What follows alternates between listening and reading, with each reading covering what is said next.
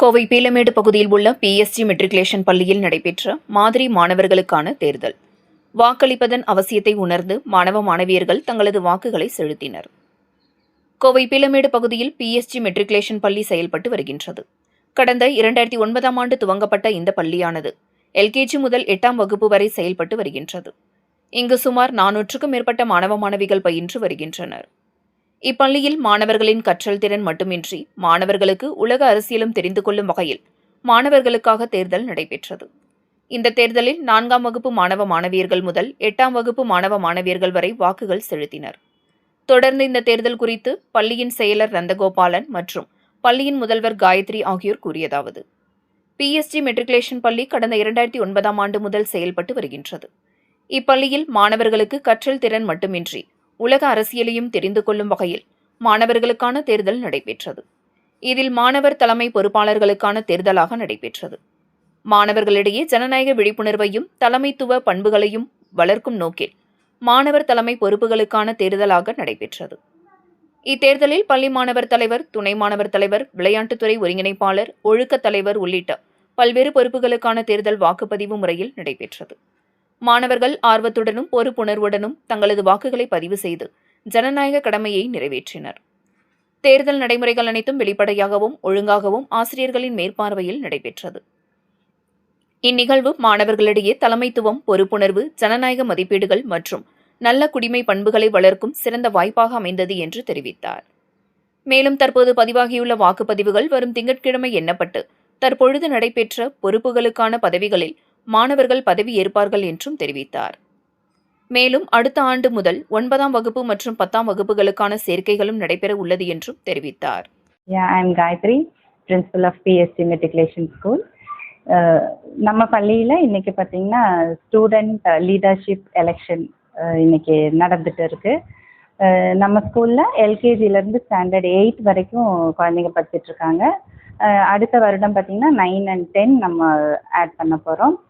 So நம்ம குழந்தைங்களுக்கு விழிப்புணர்வு கொடுக்குற வகையில் தேர்தலை பற்றி அதாவது எஸ்பிஎல், ஏஎஸ்பிஎல், ஸ்போர்ட்ஸ் லீடர் இவங்களையெல்லாம் வந்து தேர்வு செய்கிறதுக்காக குழந்தைங்கள நாங்கள் ரெடி பண்ணியிருக்கோம்.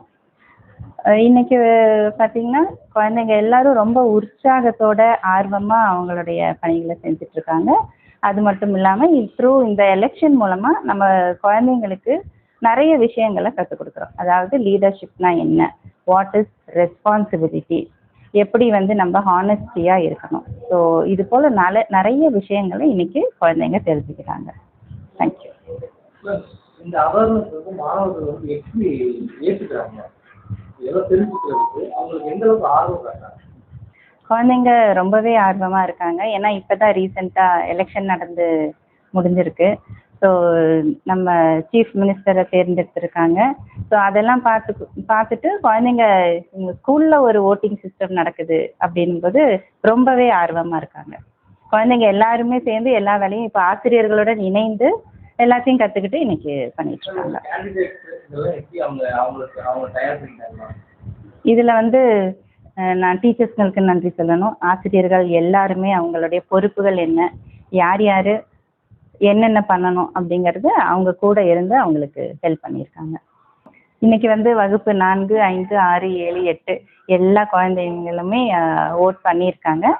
இன்னைக்கு ஈவினிங்கே நாங்கள் வந்து ஓட்ஸ் எல்லாமே கவுண்ட் பண்ணிவிட்டு திங்கட்கிழமை காலையில் வந்து இதோட ஓட்டிங்களுடைய ரிசல்ட்டை நாங்கள் அறிவிச்சிடுவோம். மார்னிங் குழந்தைங்க வந்து ஆசிரியர்கிட்ட எப்போவுமே நிறைய கேள்விகள் கேட்குறாங்க. அதாவது சோஷியல் ஸ்டடீஸ் டீச்சர்கிட்ட மட்டும்தான் கேட்கணுன்றது இல்லாமல் எல்லா ஆசிரியர்கள்கிட்டமே ஈவன் என்கிட்டையுமே வந்து அவங்களுடைய கொஸ்டின்ஸை முன் வைக்கிறாங்க.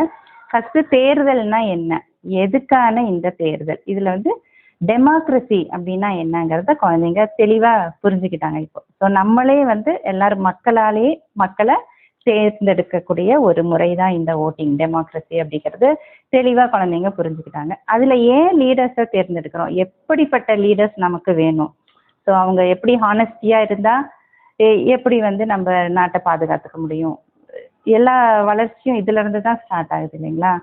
ஸோ குழந்தைங்க ரொம்பவே தெளிவாக இருக்காங்க, நிறைய கொஸ்டின்ஸ் கேட்குறாங்க. ஸோ நாங்களும் எதிர்பார்க்குறது அதுதான், குழந்தைங்க நிறைய கொஸ்டின்ஸ் கேட்கும்போது நம்மளும் நம்மளுடைய நாலேஜை கொஞ்சம் வளர்த்துக்கலாம்.